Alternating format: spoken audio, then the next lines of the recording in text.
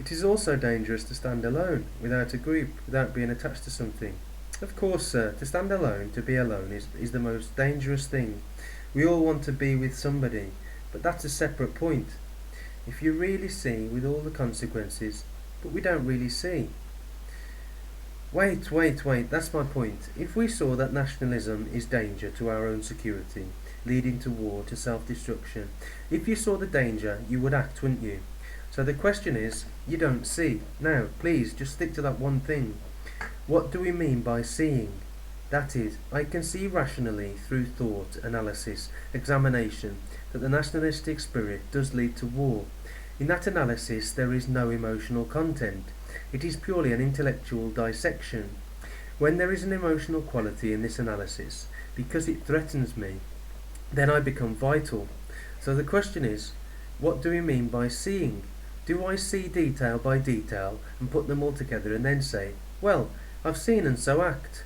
Or do I see this nationalistic conditioning and the result immediately? You follow, sir? It is only when I see something immediately that I see the danger, not as a process of thought, analysis. When you see a precipice, there is an immediate action. So, seeing is acting. Right? Now, not I see and then create an idea and from that idea act. That's what we are doing. And hence there is a conflict between the idea and action, and therefore that conflict takes away your energy. I've understood that, but first, let me swallow. Let me assimilate what has been said, which is very difficult, sir. The speaker says that seeing is acting. That is, I see a serpent and there is immediate action. I see a precipice and there is action. It's a very complex thing, this. Go slowly. Or, I see, then have an idea about what I have seen, a conclusion, and from that conclusion I act. So there is a gap between seeing and acting. It is easy to see the danger of nationalism, but it is more difficult to see the danger of money. Money is equally dangerous. I see conditioning as an idea. I have an idea about my conditioning. The idea being, I must be free of my conditioning. With that idea, I'm aware of my conditioning. So what sees is not actual seeing with attention, but an idea sees another idea, right? And therefore there is no action. So let's go into it again. How do I see my conditioning? That's the first question. How do I see it? How am I aware of it? Are you aware of it as you are aware that it is raining? Raining is a fact that is actually taking place. It's not an idea. It is actually raining at this moment. You may not like it. You may be saying, how am I going to get to my car out? But the fact is, it is raining. In that there is no idea. Now, when you see your conditioning, do you see it as a fact, as you see it is raining? The difference in the two states is that in one the impression has an overriding urgency, as one sees the precipice or hears the rain, but the crisis of the moment is always invariably diluted by a contrasting stream of impressions that come in and disturb one's attention. So, look, sir, when you see a danger there is immediate action. There is immediate action because you have known danger before. You have been told, be careful of snakes, or you have been bitten by a snake, or you have heard that snakes are poisonous, and you know somebody who has been bitten and died. So there is that memory which, when you see a snake, responds immediately. So that response to the danger is already old.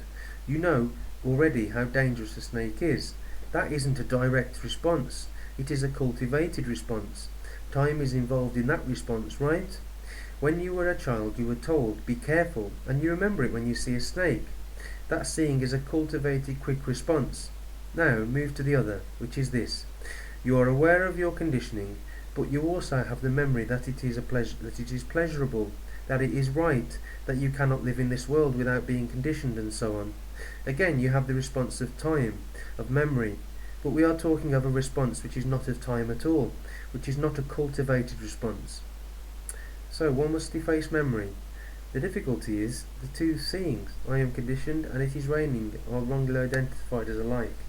Of course, sir, look, sir, can I see without the movement of thought? The movement of thought is memory, because all thought is the response of memory. Therefore it is always old. And the problem comes from memory, with memory. When I see a danger, I act. In that action, which seems spontaneous, instantaneous memory is involved. Therefore it's not spontaneous, not immediate. It's already calculated. Then there is seeing my conditioning and responding to that conditioning according to my memory, pleasure, pain, satisfaction, and so on. And we say such a form of seeing does not produce an immediate action, which is not a memory. And it is only when you can look without the movement of thought, which is memory, it is only then that you break through your conditioning. Wait, look. It's a tremendously complex thing, sir. It isn't just agreeing or disagreeing. This is a tremendous problem. Can I look at my friend, my wife, my husband, without the image which I have created about her and she has created about me? These two images have relationships, which are memories. And can I look at my wife, husband, without the image? No, don't answer me. Find out. Can I look at my conditioning without the image? Therefore, can I look at my conditioning without another conditioning? Otherwise, one conditioning, looking at another conditioning, only creates conflict, which is a waste of energy.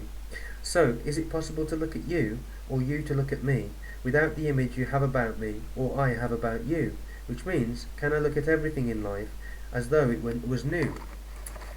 That implies, it doesn't imply anything. Do it. It implies a kind of dying, sir. I don't know what it implies. Do it. That means abandoning yourself. You see, you're theorizing. But can I look at you as though I'm meeting you for the first time, though I've known you for 40 years? Can I look at that sky, that friend, that face, as though I was looking at it for the first time? If you cannot do it, then you don't understand this whole business of conditioning. I may be aware of my conditioning, but that's not the problem.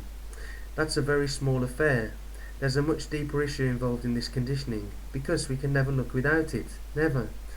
Therefore, we are always living in the past with the dead, and that's a terrible thing to realize. You understand, sir? To realize that I'm looking at life from a dead past. To realize it. To feel it. But we are conditioned since birth. You can only see it without it if you don't allow time to enter, which means being spontaneously aware. Sir, I said so. I said from the moment you are born until the moment you die, you are conditioned. Therefore, if you like it, remain in it. But it is just so. We said so. We all agree. We must be continuously aware. Please, madam, don't reduce everything to continuously aware. See one thing very clearly, which is that I can never see anything except through my conditioned eyes. That is it. To realize that is a tremendous shock to me. You understand? It is a shock to realize that I am a dead human being. No? And can I see sometimes? Do you realize that you are a dead human being when you say that you see with conditioning? Therefore you are looking at life with the past. That's all. Can one realize that? How do you know that human beings are conditioned, since you don't involve yourself? I mean, you tell me. No, sir, I don't tell you anything. I am talking because we said at the beginning of these discussions that it is a dialogue, a conversation between two people who are serious, who want to go into this question of violence, of conditioning. And we see that we look at life with our conditioning, life being my relationship to my wife, to my husband, to my neighbour, to society. We are looking at everything with closed eyes, that's all. And how is it possible to open my eye?